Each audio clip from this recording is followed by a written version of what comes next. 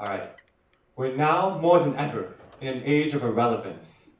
As society, technology, and living standards are improving, more and more people feel a lack of purpose, enjoyment, or motivation towards growth, achievement, and the holy grail of success.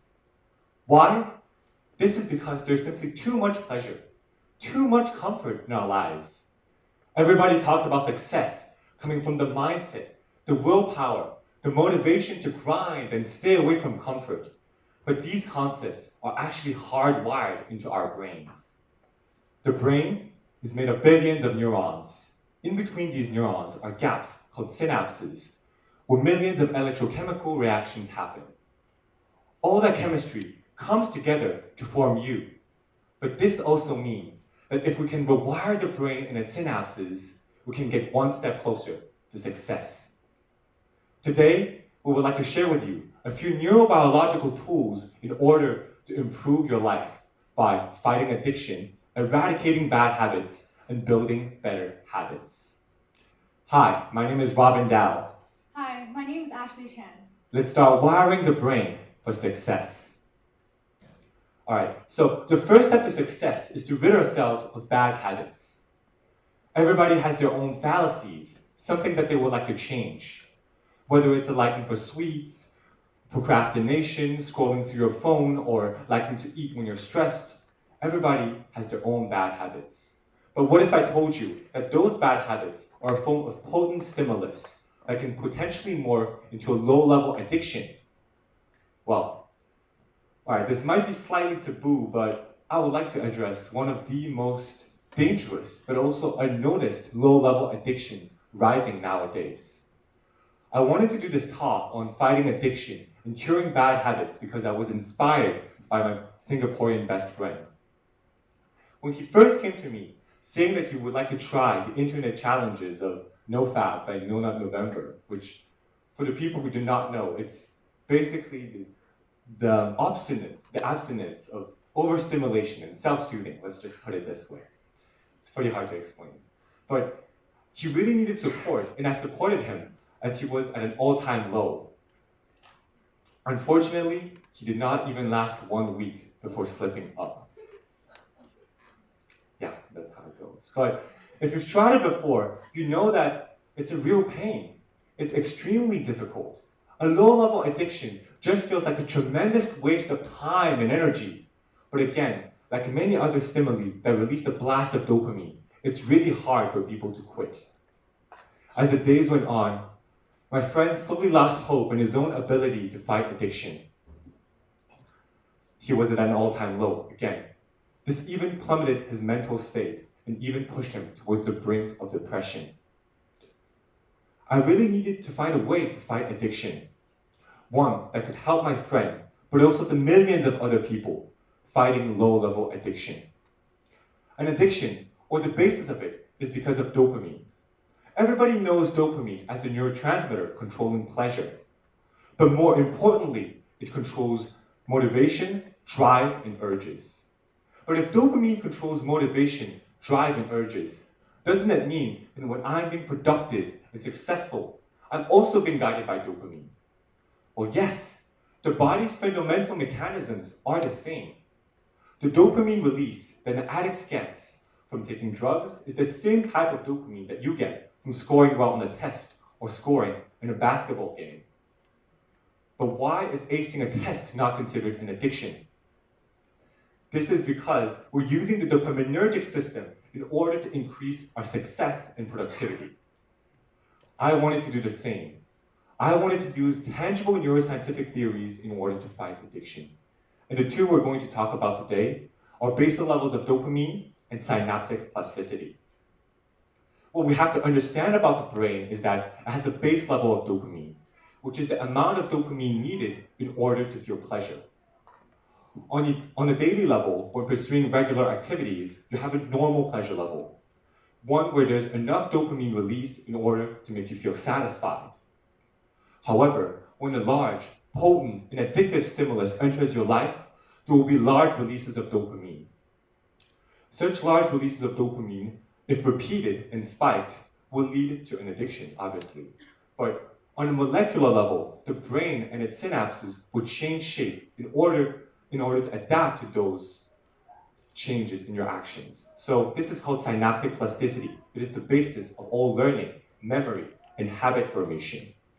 So when a strong and potent stimulus enters your life, there will be larger releases of dopamine. The brain and its synapses will adapt to those large releases of dopamine, and this causes an increase in the basal levels of dopamine. So you will need a stronger impulse, a stronger experience, a stronger stimulus in order to feel the same amount of pleasure. This explains why people feel less satisfied or motivated about their lives and goals. So now that we know a little bit more about dopamine, we can understand that the bad habits and our addictions are actually wiring your brain for displeasure, and there is simply too much pleasure. In order to fight addiction, we need to rewire our brain and its synapses. I thought about this, and in an attempt to cure bad habits, I set out on small-scale trials, experimenting with synaptic plasticity. One way of fighting addiction would be to weaken the bad habit pathways.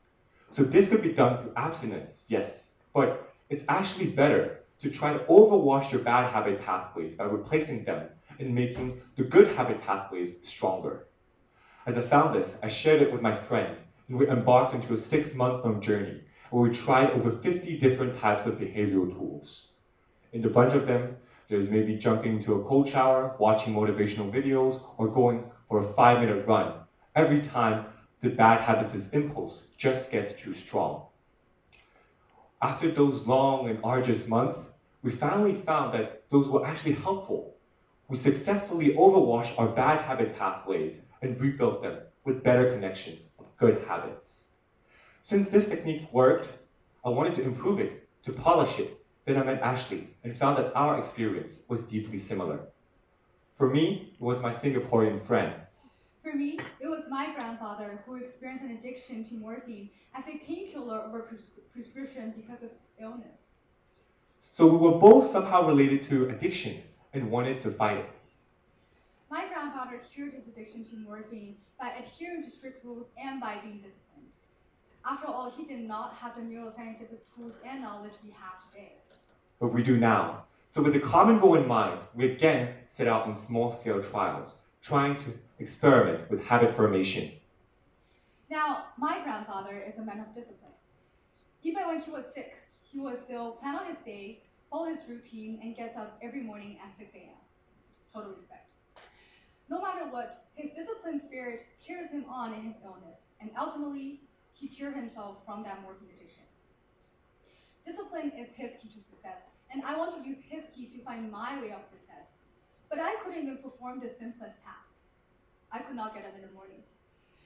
So every morning when my alarm clock rang, instead of getting up, I'll be like, oh, 5 more minutes.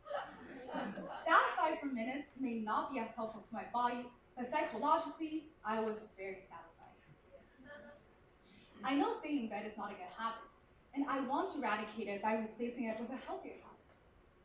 So how do I do that, and how long does it take to form a good habit?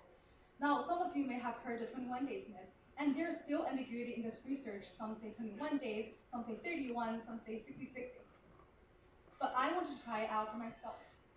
So I set out an experiment for me to force myself to get out of bed as soon as my alarm clock rang for consecutive 21 days. And it turns out, it was not enough. As soon as that 21 days was over, I relapsed. My addiction wasn't fixed. Despite that failure, there was still a lot of positive changes. For example, I was able to resist temptation longer, and I found better substitutes for alarm clocks. And I believe if I hold on longer, my addiction will eventually be eradicated. You see, staying away from bed for 1 day is easy, okay? I can do that right away if there's an exam that very morning. But the hard part is to repeat that good habit in place. And in this case, it was to continue quickly jumping out of my bed when my alarm clock rang. So how do I do that? I would like to share with you some of the neuroscientific tools I have used in those 21 days, and one of them being to reinforce the synaptic plasticity in my brain, and that is a concept Robin had talked about before. So by overwashing old and creating new neural circuits, this action of quickly jumping out of my bed facilitates the neural connections in my brain, and I will be more likely to perform that task. Another method is to reinforce that good habit in the same environment context, and that is what we call a context-based memory. So I'll be in that same bed, same position, same alarm clock, and every single time I will force myself to get off the bed. So by doing that, my environment will eventually become one of those stimulus. So as long as I am submerged in that place, that environment context, I'll have a higher urge and impulse to get off my bed. The last neuroscientific tools I would like to share with you is to recall the intended procedure step by step, and that is what we call a procedural memory visualization. So every morning when my alarm clock rings, I will visualize what I have to do in the next minute with my eyes closed, right? So I'll close the alarm, grab my coat, get dressed, flip over the blanket, and walk straight to my desk. That's what I have to do. So by visualizing and repeating this procedural memory visualization, I visualize what I have to do, and this creates neuron pathways, so I will be more likely to perform that task, to quickly jump out of my bed. So for both Robin and I, neuroscience and synapses help us to attain formal success and help us to increase our focus. So if you want to form the habit of boosting your productivity, a good exercise to do that is through double sniffing. It is a method of quickly waking up when feeling fatigued, created by both Robin and I because we want to overcome low productivity. Now, after all this heavy content, I invite you to try it together with us, all right? I'll first do a demonstration, and Robin will lead us through this exercise. All right, so we basically put out different types of behavioral tools together, and so this is how it goes. It's double inhalation, which means that you will have to inhale 2 times through your nose, and then exhale through your mouth. All of that has to be done by shutting off all visual stimulus. So I invite you to please close your eyes and follow my lead for the count of 10. We're going to try it for 10 times. I'm going to say in and out for the first 3 times, then allow you to do it without me for the next 7 times. All right. In, out. That's 1. In, out. 2. In, out. 3. Now do it without me. 4. 5. 6. 7. 8.